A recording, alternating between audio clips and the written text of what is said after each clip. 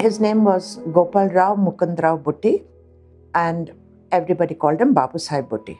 His ancestors lived in Sitabardi, Nagpur, and Bhutti grew up there. They were very affluent, they were businessmen. However, they were very kind and philanthropic. They were Charak Brahmins, and the annals of the Charak Brahmins has his family featured very prominently there, stating that they had made gaushalas, dharamshalas, schools, dispensaries, and they educated many kids that could not afford to do so. Their real name was Gharzale. It was the Britishers that gave them the name Bhutti. Gopal Rao's grandfather was a very shrewd businessman. He worked for Raghuji Rajesh Bhosle.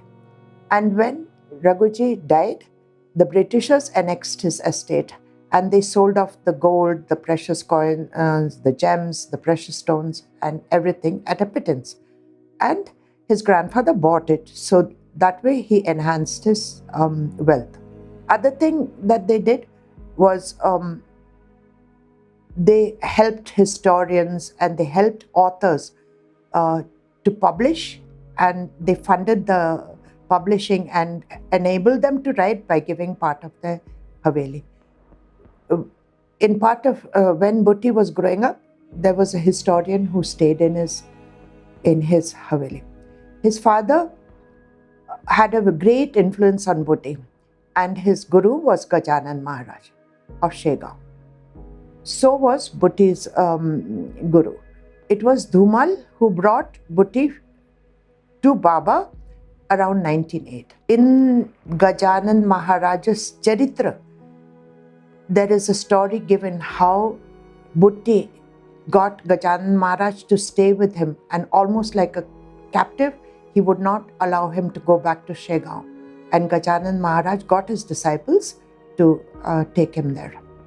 So when he comes to Baba, and he asks Baba to come to Nagpur, Baba shakes his head and says, I am not Gajanan Maharaj, don't do that like my brother. I am not going to be like my brother.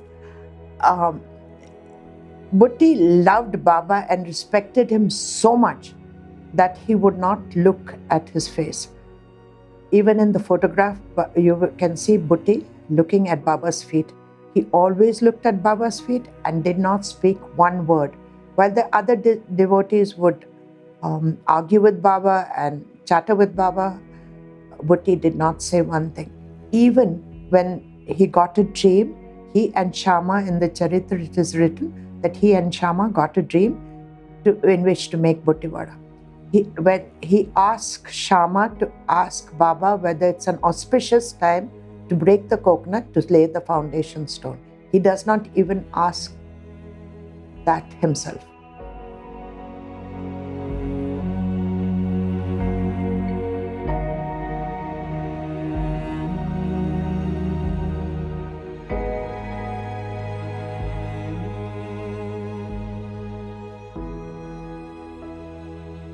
The Vada, he thought he would build a small little Vada for himself and his family, because it was so tedious a journey to come from Nagpur to Shirdi. And this small little Vada is this Haveli, which is now the Samadhi Mandir. It is so incredible that this man in that day and age spent millions of rupees, and then he built this Vada and he quietly gives it to the Sansthan on lease for 8 rupees, and the term of the lease is eternal. Even Dikshit leased his Vada for 99 years.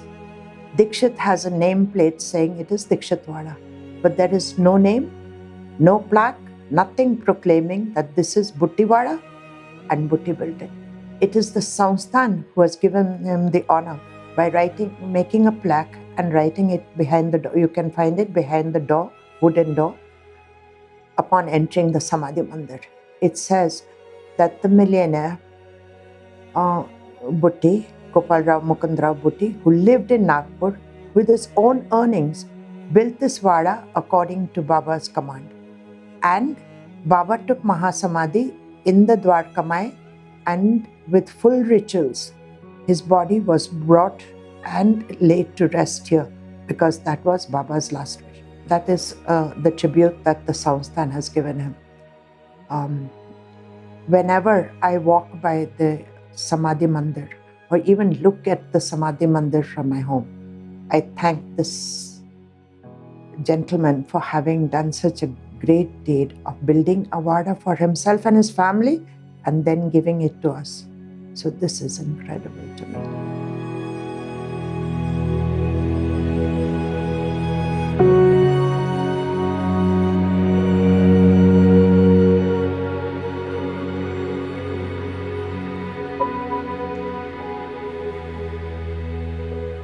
Once an astrologer came to Shirdi. He brought his book on astrology with him and he handed it to Baba with the hope that Baba would bless it and give it back to him. However, Baba took the book and gave it to Bhutti. Without looking up, Bhutti took that book home, and because Baba had given it to him, it was like an unsaid command to him. He learned astrology and became very proficient in it. And in the later days, his predictions would come out true. This is the reverence, and it was like Baba's word is law to him. Baba gave him the book, so he learned astrology. He was not interested in astrology, nor did he have any inkling towards it. But here is the book. So this is like command and proof. I've given you the book, so you're going to be an astrologer. This is what this is the message that Bhutti took, and he did learn astrology. And this is something incredible in the list of his qualities that I love and admire. Whenever Baba went to Lendi Park, or he passed that Bhutti Vada, he would stop by and watch the progress of the building and then give suggestions. He would say, take a balcony out there, make a balcony come out, it's going to look beautiful, or you remove this, or put a window here, or put a window there. As we see, it is Baba's way of getting things done so quietly that the person who's doing it is not even aware of it. Be it the Ramnavami festival coming after the Urs, or be it Bhutti Vada and Baba's Mahasamadhi and Baba's Samadhi being placed in it, he got everything very quietly done. When we went to Nagpur and we looked at his home, it is the exact replica of what the Samadhi Mandir is. There is a huge hall with marble pillars in it, and the photographs of his ancestors hanging. Here, the photographs of all the devotees that were with Baba hanging in the Samadhi Mandir. Baba was fully aware that he would be taking Samadhi soon, and he watched the progress of the Vada. Many a time when he passed by, he would say that we will stay in the Vada, and many Brahmins would be there. In fact, he was describing what is now the Samadhi Mandir. But nobody could take the hint. They couldn't understand the hints that Baba gave. And the idol of Muralidhar, which was Bhutti's Ishtadevat, was not ready at that time. And for a millionaire and the idol not being ready, that seems very strange. However, it was Baba who was his Muralidhar, and it was Baba who occupied the sanctum sanctorum of the hall, and Baba became his Muralidhar. This is so befitting for both of them. The way Bhutti loved Baba and the way Baba loved Bhutti. It is so right.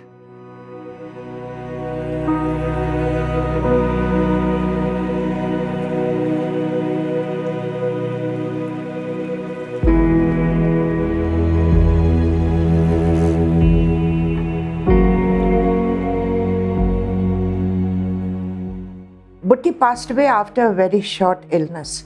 It was a very devastating illness, and he called Shama. 2 days before he passed away, he felt a little better, and Shama reached there at that time. And he said to Shama, Shama, I know that if you're with me, it is just as good as Baba being with me. Baba had told me to keep my Shamya with you, because it is just as good as me being there. So I'm so happy because you're here, and so Baba must be around. Then he got down and laid his head on Shama's feet, and he breathed his last.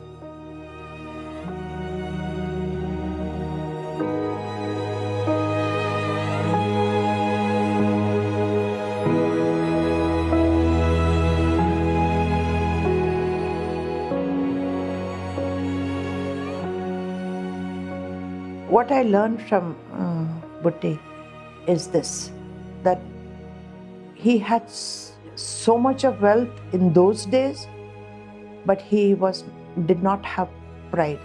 He was so humble that he always kept looking at Baba's feet and did not even look at his face, nor did he open his mouth. He didn't even open his mouth to ask permission to build the Vada. He made Shama ask for the permission. When one becomes rich or is born into wealth and didn't have to earn it, they have so much of heirs. They're so proud. If you donate and then he donates this or gives it to the Sansthan on lease, and before that he does not have a name, does not put up a plaque, does not announce that it is his Vada. My God, that is a lot of humility.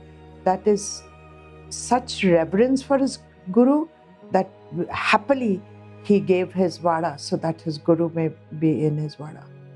And most probably he thought of Baba as his Isht Devat, Lord Shri Krishna, and here Baba is in his stead. So it must have made him really happy. Bhutti had given an order for a statue of Muralidhar to be made, which he wanted to place in the sanctum sanctorum of the Vada, or the hall of the Vada. And at that time, Baba was really, really sick. And as it so happened, Baba took Mahasamadhi, and the idol was not yet made.